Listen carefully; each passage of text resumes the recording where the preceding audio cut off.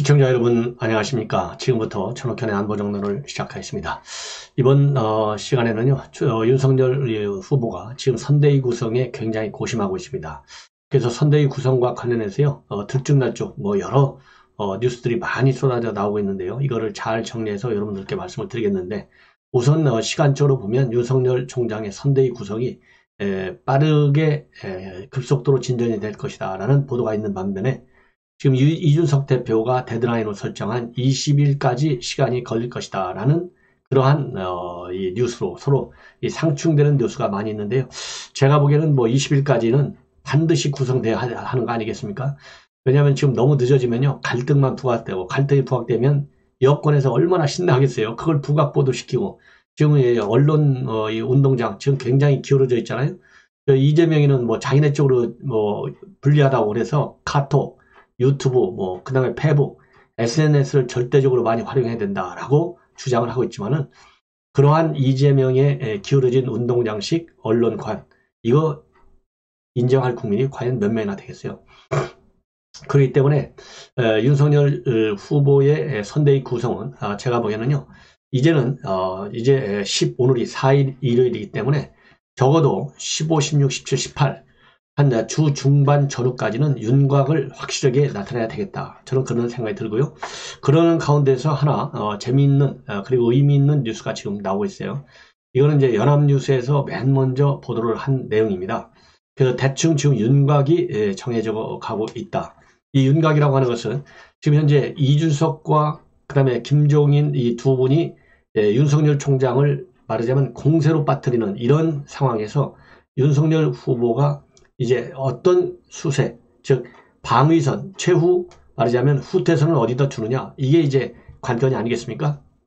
그런데 지금 이제 이준석과 김종인 말하자면 두 분이서 내세우는 주장은요, 완전히 굴복에 가까운 조건을 내세우고 있다. 이것이 우리 국민의힘 당원들과 일반 국민들의 상당한 인식이에요. 그러니까 국민의힘 게시판이 난리 난 거 아니겠어요?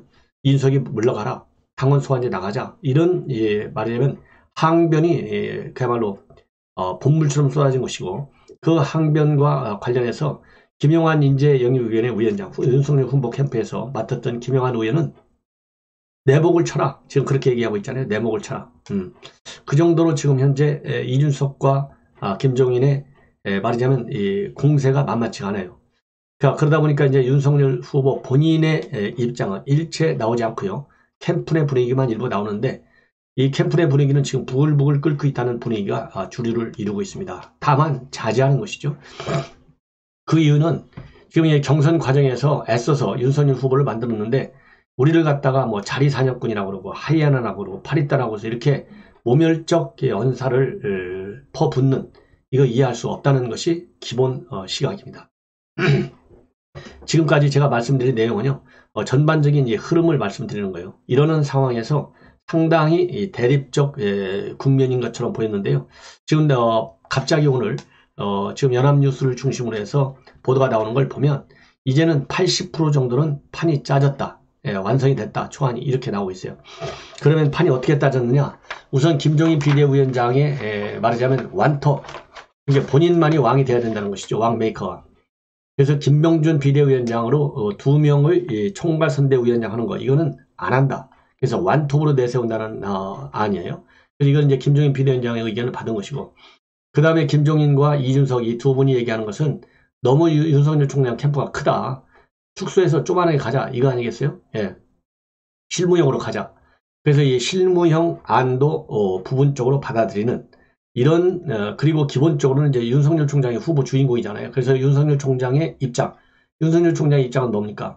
경선 때 챙겨줬던 경선 캠프, 이거 그대로 안고 가는데 거기에 플러스 알파를 얹어서 이 확대된 캠프를 운영해야 되겠다, 이런 생각이잖아요. 이런 윤석열 총장의 의견도 많이 반영한다. 이렇게 해서 이 3명의 의견을 많이 반영한 안으로 지금 80% 정도의 초안이 짜졌다 라는 이 핵심 관계자의 언급 보도가 되고 있어요. 자, 그러면 제가 보기에는 이게 핵심 관계자면 최소한도 권성동 의원 정도가 되지 않을까.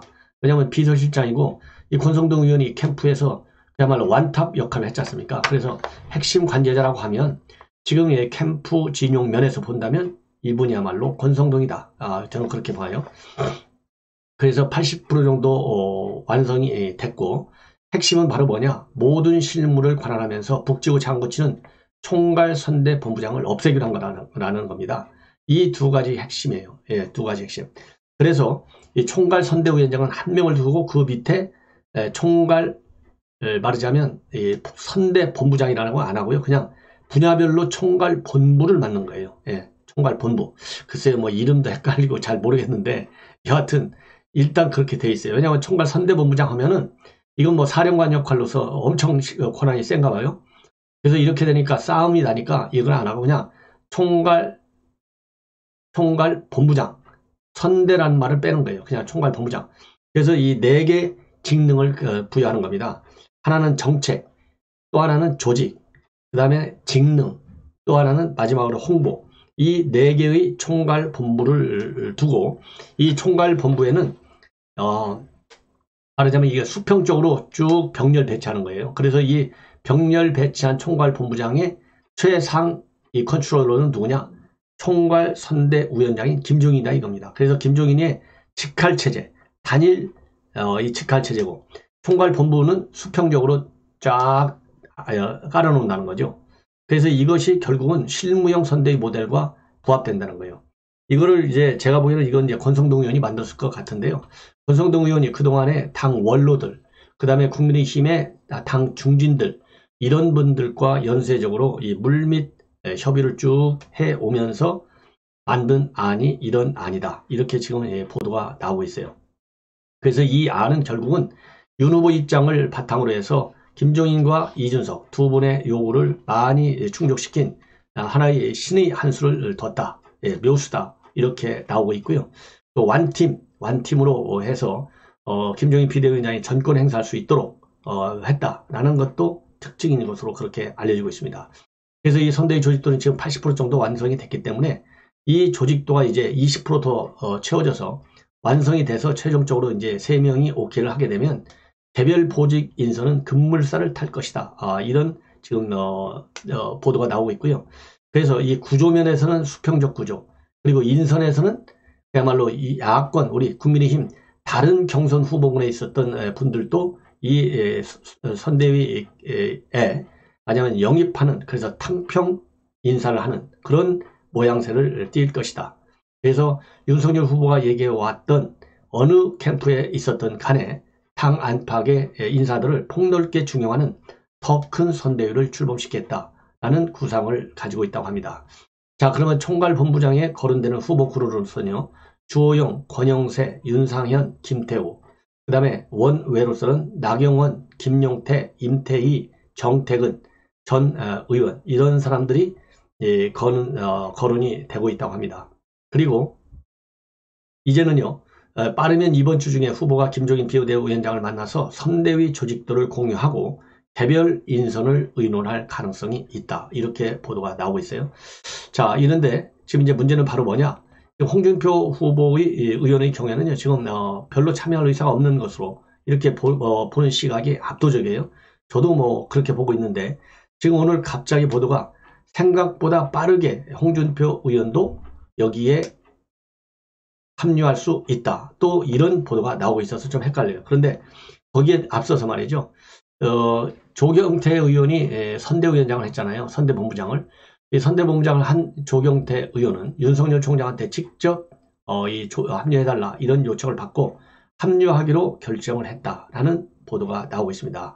그래서 이 홍준표 후보의 합류 이전에 먼저 이 조경태 의원이 합류할 경우에는 이 홍준표 의원도 결국은 합류할 수 있지 않을까 하는 지금 이 가능성이 이제 우리 언론에서도 조금씩 비치고 있다 라는 점을 참고적으로 여러분께 말씀을 드립니다. 자, 그 다음에 이제 또 하나 관심은요, 그동안에 김종인, 그 다음에 이준석, 8.2때 하이아나 자리 사냥꾼, 과연 이게 누구겠느냐, 그러면 이 사람들은 어떻게 되겠느냐, 이것이 또 관심 포인트 중에 하나로 지금 부각되고 있는데요. 글쎄요, 이거는 뭐 이분들의 하나의 정치적인 명예와도 관련되어 있기 때문에 내치는 거는 지금 밖에 있는 사람도 지금 모시고 와야 되는데 안에서 그동안에 열심히 했던 사람들을 갖다가 이분들이 뭐 하이아나나 자리 사냥꾼이라고 했다고 해서 내치는 것은 바람직하지 않다. 예, 백지장도 서로 많은 사람이 만들면 더 낫다는 거 하지 않습니까? 예, 그래서 저는 그런 생각을 가지고 있어요. 그 다음에 이제 지금 이건 국민일보에서 단독으로 보도하고 있는 내용입니다. 조금 전부터 김병준 역할론이 급부상하고 있고 윤석열 후보 측에서 용광로 선대위를 꾸민다. 이런 기조의 보도예요. 그래서 이번에 경선 과정에서도 김병준 비대위원장이 아주 좋은 정책적인 아이디어를 많이 내줘서 도와줬고, 그리고 윤석열 후보도 이러한 김병준 비대위원장의 정책 조언에 대해서 굉장히 인정을 했다. 그래서 이 김병준 비대위원장의 역할을 돕고 고심 중에 있는데 상당히 인정하는 그런 방향에서 선대위가 짜여질 수 있다. 이런 좋은 보도가 나오고 있어요. 참고적으로요. 김병준 비대위원장은 노무현 정부에서 정책실장, 교육부총리를 지냈고 박근혜 정부 때 총리로 내정까지 됐다가 말하자면 자진 사퇴한 바가 있어요. 그리고 노무현 대통령 때 지방자치 그리고 지방 분권 부분에 있어서 많은 공을 남겼고요. 특히 충청권 수도 이전과 같은 이 아이디어가 바로 김병준 위원장의 아이디어였다라고 나오고 있습니다.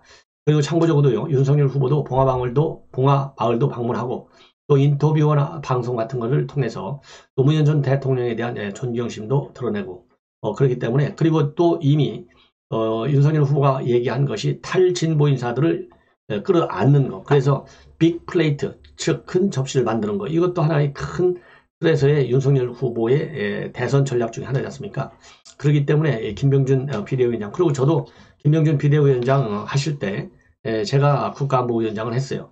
근데 굉장히 첫째는 박식하고 부지런하고 성실합니다. 그래서 문재인 대통령은 이거 뭐 A4 용지 없으면 아무것도 못 하잖아요. A4 용지도 잘못 읽어서 맨날 문제지 않습니까? 김병준 비대위원장은요, 이거 읽는 적이 없어요. 그 정도로 굉장히 공부를 많이 하시는 분이에요. 그래서 아이디어가 많다라는 그런 생각에 저도 똑같은 입장입니다. 그렇기 때문에 이 김병준 비대위원장 굉장히 합리적이고요. 정책적 식견이 상당히 뛰어난 분이다. 그리고 어쨌든 간에 노무현 정부를 탄생시킨 1등 공신이라고 하는 경험과 지혜, 경륜을 갖췄지 않습니까? 그런 측면에서 이 김병준 비대위원장이 그 다음에 김종인 이 비대위원장과의 관계가 상당히 안 좋다. 그래서 같은 배는 탈 수 없다. 그래서 배척하는 인식, 이거는 굉장히 곤란하지 않느냐. 이런 측면에서는요, 이 김종인 비대위원장이 이 킹메이커로서 역할을 하기 위해서 킹을 만드는데 반대하는 사람도 포용할 줄 아는 킹이 돼야 되는 거 아니겠어요? 내치는 것이 능사가 아니다. 그런 측면에서 김종인 비대위원장과 이준석 대표도 좀 김병준 전 비대위원장의 능력 인정하라. 저는 그렇게 주장을 하고 싶어요. 예. 자, 그 다음에는요, 이렇게 해서 우리 선대위 구성과 관련된 전반적인 지금 분위기 여러분들께 자세히 말씀을 드렸고요. 자, 이제는 뭐라 그럴까요? 지금 이제 이게 윤석열 후보와 그 다음에 이재명 후보를 비교하는 그런 이제 변수들, 이 팩터들이 상당히 다양하게 많은데요. 그 중에 이제 하나가 바로 뭐냐면 과연 옆에 수행하는 사람이 누구냐, 이것도 굉장히 중요한 얘기가 아니겠습니까? 그래서 지금 이제 보도가 좀씩 이제 부각 보도가 되고 있어요. 과연 옆에서 직접 수행하는 사람의 면면에 어떤 특징이 있느냐. 그래서 이재명 후보의 경우에는 중립지대로 지금 짜여져 있고, 그리고 윤석열 후보의 경우에는 실무형 인사들이 밀착 수행하고 있다. 이런 지금 보도가 나오고 있어요. 이건 연합뉴스 보도인데요.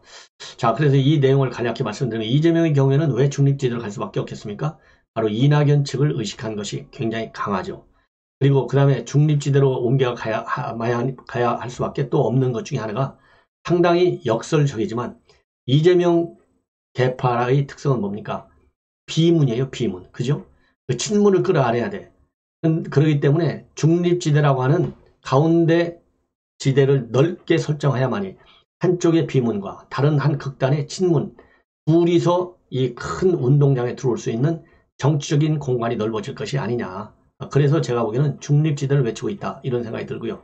윤석열 후보는 뭐 당연히 정치 이번에 처음 진입한 데다가 그야말로 실무적인 측면에서의 여러 가지 정치 환경이라든가 정책적인 측면, 전략적인 측면에서 실질적으로 당선이 돼서 정권을 교체하는 데 도움이 될 수 있는 아이디어를 많이 받아야 될 거 아니겠습니까?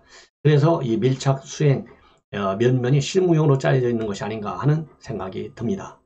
자, 그래서요, 이 이재명 후보의 경우는 우선 선대위 현장 총괄격인 정무조정실장은 재선의 강훈식 의원이 맡았어요. 당 전략기획위원장, 그 다음에 대선의 경선기획단을 거친 전략통으로 꼽히고 있다고 합니다. 그래서 이 강 의원이 원내와 대선 경험을 모두 갖춰 있기 때문에 선거 상황을 총괄하고 정무적 판단을 낼 수 있는 적임자다. 이렇게 보는 경향이 있고요. 그 다음에 근접 보좌하는 수행실장은 MBC 아나운서의 한준호 의원이 발탁이 됐다고 합니다. 그동안에는 취준회 멤버 중에 하나인 김남국 의원이 수행했는데 이번에 바뀌었다는 거죠.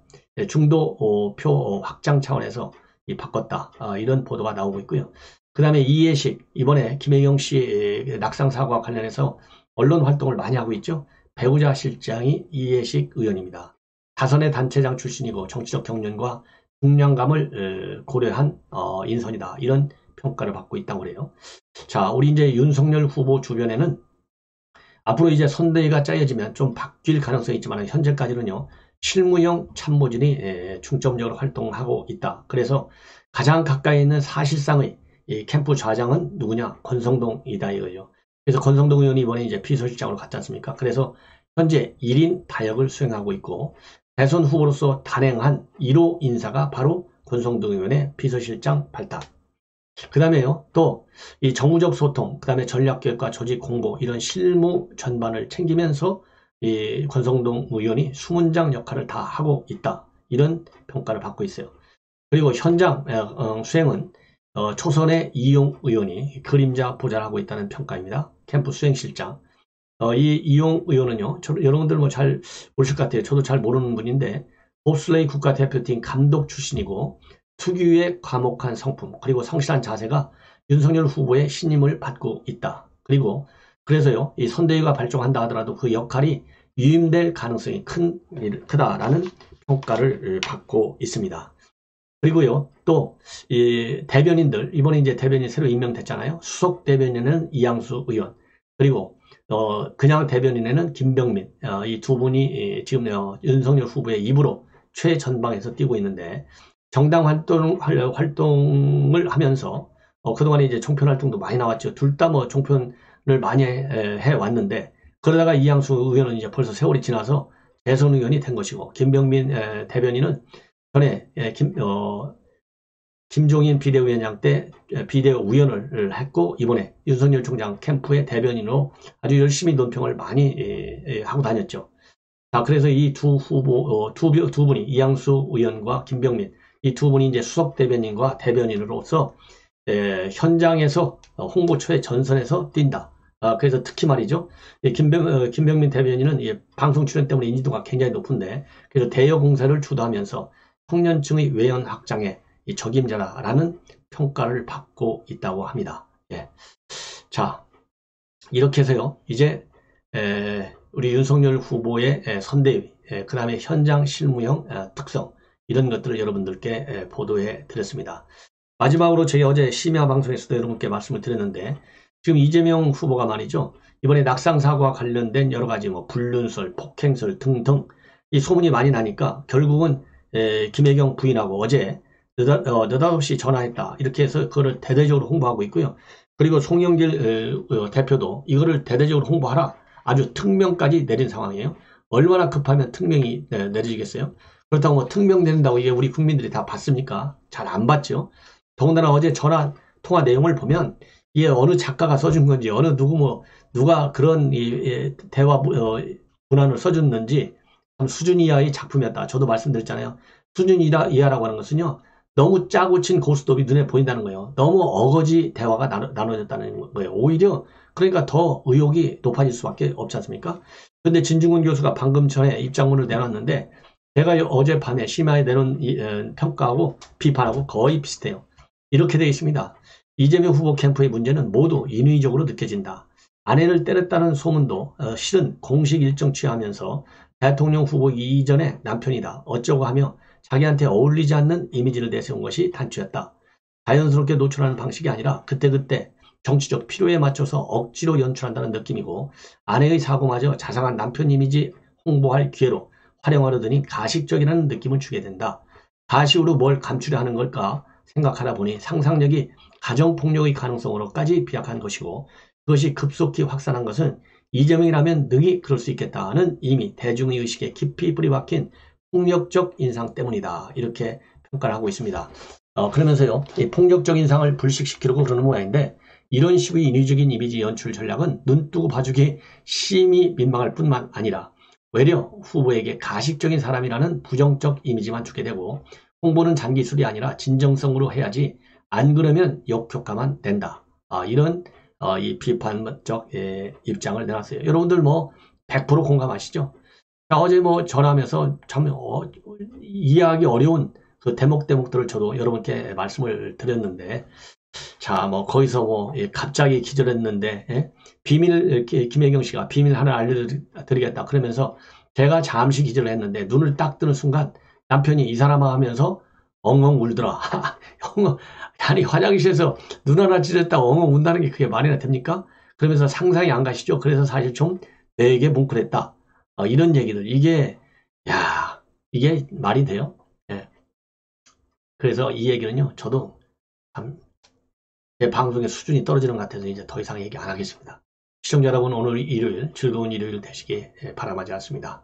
그리고 시청자 여러분들께서요, 제 방송 빨리 80만 100만이 가서 우리 문재인 정권 교체 앞장서는 윤석열 후보가 우뚝 쓸 수 있도록 많은 권유 부탁을 드립니다. 대단히 감사합니다.